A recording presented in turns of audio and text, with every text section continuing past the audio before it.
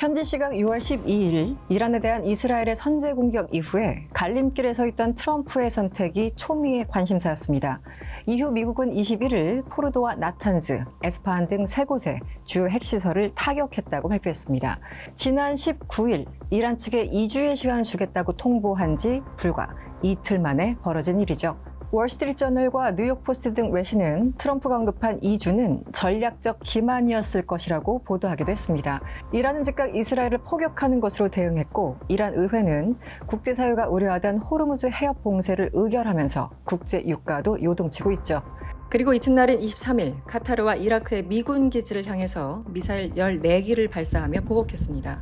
다만 이번 공격은 미국과 카타르 측의 공격 계획을 미리 통지했고, 따라서 인명피해도 없는 것으로 알려졌죠.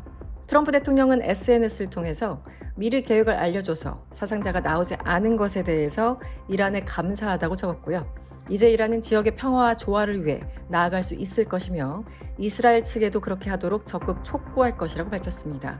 그리고 몇 시간 뒤인 미국 동부 시간 기준 23일 오후 6시경 트럼프는 이스라엘과 이란이 24시간 뒤 전쟁을 공식적으로 끝낼 것이라고 밝혔습니다.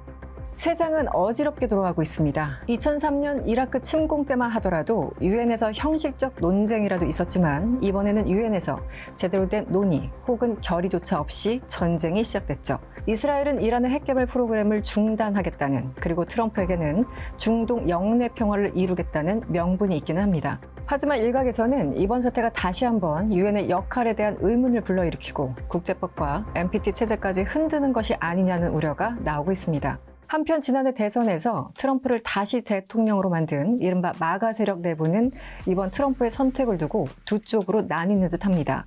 이란 공격을 지지하는 사람들과 또다시 전쟁 개입은 안 된다는 사람들로 치열한 논쟁이 진행되고 있죠. 영국 매체인 BBC는 지난 17일 이란 이스라엘 갈등이 벼랑 끝에 선 가운데 트럼프 대통령이 고립주의자인지 아니면 개입주의자인지에 대한 답은 생각보다 빨리 드러날 수 있다고 보도했습니다. 정말 예상대로 생각보다 빨리 드러났죠. 네, 오랜만에 인사드립니다. 안녕하세요. 저는 이승원이고요. 오늘은 지난 몇 주간 대체 무슨 일이 있었는지, 그리고 트럼프의 선택은 무엇을 의미하는지 이야기해볼까 합니다. 이번 이란 공습은 여러 외신들이 표현한 대로 기만 전술, 그러니까 연막 작전의 연속이었습니다. 먼저 지난 21일 트럼프는 SNS에 우리는 포르도와 나탄즈, 에스파한 등 이란 3개 핵시설에 대해서 매우 성공적인 공격을 완료했다고 밝혔죠. 그리고 세계 어느 군데도 이 같은 일을 해낼 수 없다면서 이제 평화의 시기가 왔다고 적었습니다.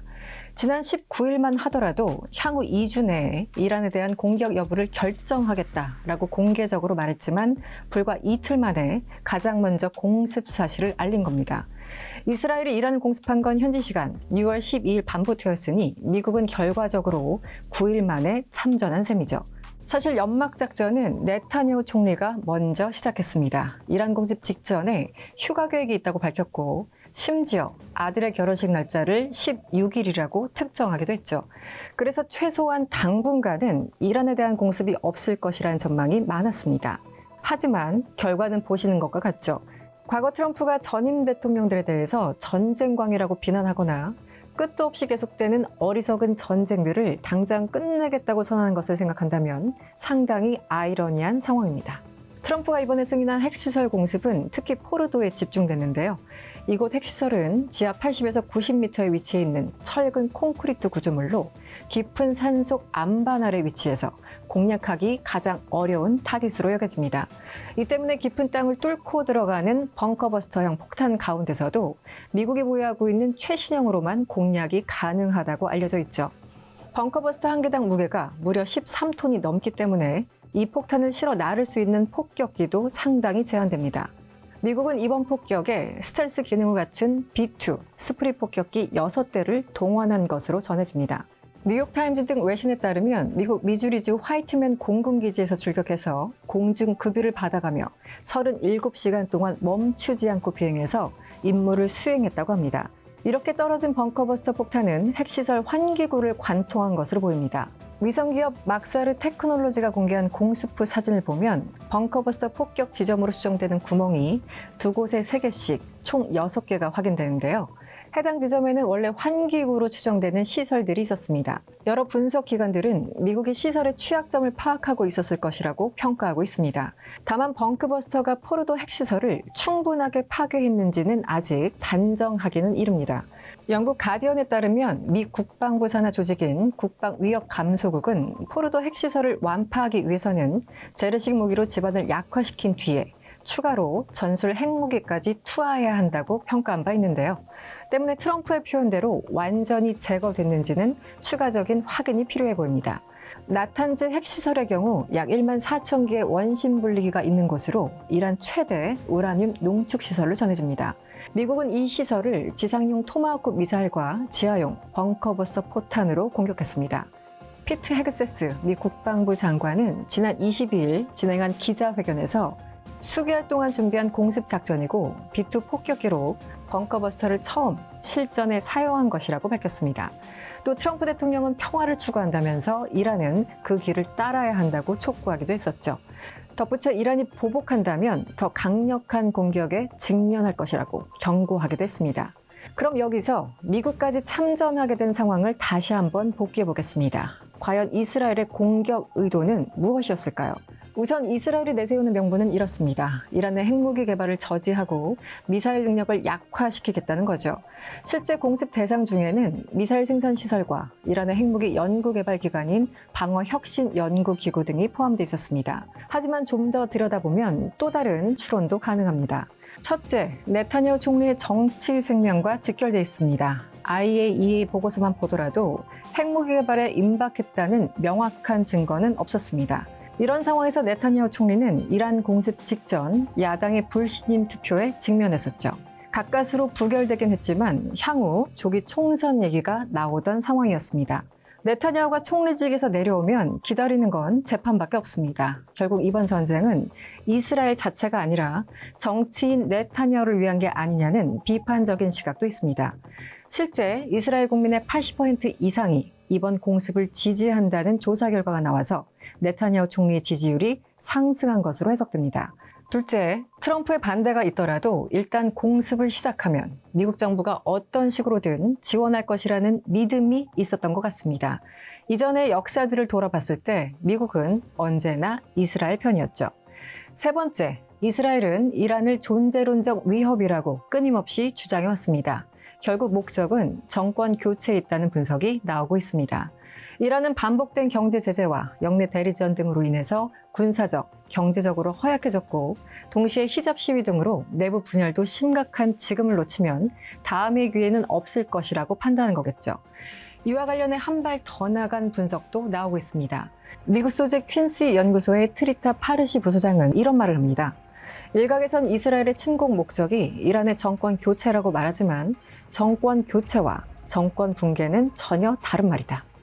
정권 붕괴는 아무런 사후 계획 없이 현 정권을 무너뜨린 뒤에 혼란을 부추기는 것이라고 부연하고 있습니다. 관련해서 트럼프 대통령은 국방장관의 부인에도 불구하고 실제 현지 시각 22일 정권 교체를 암시하기도 했습니다. 이란 공습을 두고 미국 내부에서는 수많은 목소리가 터져나오고 있습니다. 이란의 핵폭탄 보유를 막는 것이 미국의 안보에 부합하는 일이라고 주장한 공화당 린지 그레이엄 의원은 실제 공습 이후에 자신의 SNS에 자랑스럽다고 언급했죠. 공화당 소속 존 코닌 상원의원 역시 이란 핵 위협을 제거하기 위한 용감하고 올바른 결정이라고 주장했습니다.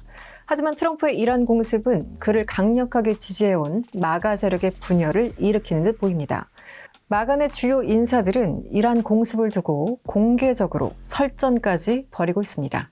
마가의 책사로 불리는 스티브 배넌 전 백악관 수석 전략가와 폭스뉴스 진행자 출신인 터커 칼슨이 대표적이죠. 스티브 배넌은 미국 국민 대다수는 이 모든 일에 개입하고 싶어 하지 않는다고 했고, 논객 터커 칼슨은 이란 공격에 대한 정당성이 없고 이란이 핵 개발에 근접했다는 정보도 부족하다고 직격합니다. 공화당 내에서 대표적인 트럼프 신봉자 마조리 테일러 그린 하원 의원조차 이건 우리의 싸움이 아니다, 평화가 답이라고 말했죠. 마가 지지자들이 좋아한다는 코미디언 데이브 스미스는 가장 안 좋은 것은 트럼프가 우리에게 위협을 가하지 않는 나라에 대해서 외국 정부를 대신해서 공격했다는 것이라고 비판하기도 했습니다. 향후 역사가나 정치학자들은 마가 세력 분열의 시작을 알린 건 바로 이란 공습이라고 분석할지도 모르겠습니다. 한편 민주당에서는 의회 승인을 구하지 않았다며 강하게 반발하고 있습니다. 특히 진보의 대명사격인 알렉산드리아 오카시오코르테스 민주당 의원은 트럼프 탄핵을 주장하고 있죠.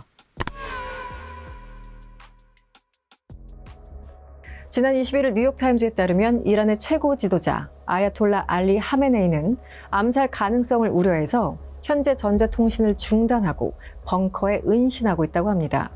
자신이 죽게 되면 뒤를 이을 3명의 고위 성직자 후보도 선정했다고 하는데요. 대책이 고작 이 정도입니다. 핵시설이 공격받자 이란 국영TV는 모든 미국 시민이나 군인은 이제 합법적으로 표적이 됐다면서 보복을 예고하고 있습니다. 또한 핵 농축도 계속하겠다고 밝혔죠. 미 과학국제안보연구소에 따르면 포르도 핵시설이 계속 가동될 경우 이란이 현재 보유 중인 60% 수준의 농축 우라늄을 이용해서 무기급인 90% 농축 우라늄 233kg을 3주 안에 만들어낼 수 있다고 합니다. 하지만 대이란 공습은 별개의 사안입니다. 아바스 아락치 이란 외무장관은 유엔 연설에서 이스라엘의 공격은 유엔 헌장을 명백히 위반했다고 비판했습니다. 실제 헌장 제2조 사항에 따르면 모든 회원국은 국제관계에서의 무력의 위협이나 사용을 삼가해야 한다고 규정하고 있죠. 또 제51조에 따르면 무력 공격이 발생한 경우에만 개별적 또는 집단적 자위권을 행사할 수 있다고 명시하고 있습니다. 그러니까 무력 공격이 실제로 발생한 경우에 자위권이 인정되고 또 자위권 행사 사실은 즉시 안보리에 보고해야 합니다. 또한 이라바니 주 유엔 이란 대사는 안보리 긴급회의에서 미국과 이스라엘 정권의 침략은 국제법과 유엔 헌장, IAEA 규정, 안보리 결의, 그리고 NPT 조약을 위반한 것이라고 주장했습니다. 선제 공격은 상대의 공격이 임박했다고 판단할 때 가능합니다. IAEA 사무총장 라파엘 그로시는 알자지라와 인터뷰에서 이란의 핵무기를 만들기 위한 적극적이고 체계적인 계획을 진행 중이라는 증거는 발견되지 않았다고 밝혔습니다. 또한 이란에서 실제로 핵무기를 제작하거나 조립하고 있다는 정황도 감시단이 확인하지 못했다고 설명했습니다. 반면 전혀 다른 의견도 있습니다. 앙겔라 메르켈 전 독일 총리는 이스라엘의 이란 공습을 자위권 차원이라고 주장하면서 국제법 위반으로 단정할 수 없다고 밝혔습니다. 이스라엘처럼 국가 존립이 하마스나 이란에 의해서 위협받는다면 그 대응은 국제법상 그렇게 간단하게 답할 수는 없는 문제라는 주장이었죠. 이스라엘도 자신을 스스로 방어할 수 있어야 한다고 옹호한 겁니다. 또 다른 문제도 제기됩니다. 그러자도 불안한 NPT 체제를 흔드는 중대한 사건이라는 지적도 나옵니다. NPT 가입국은 평화로운 우라늄 농축 권리를 보장받습니다.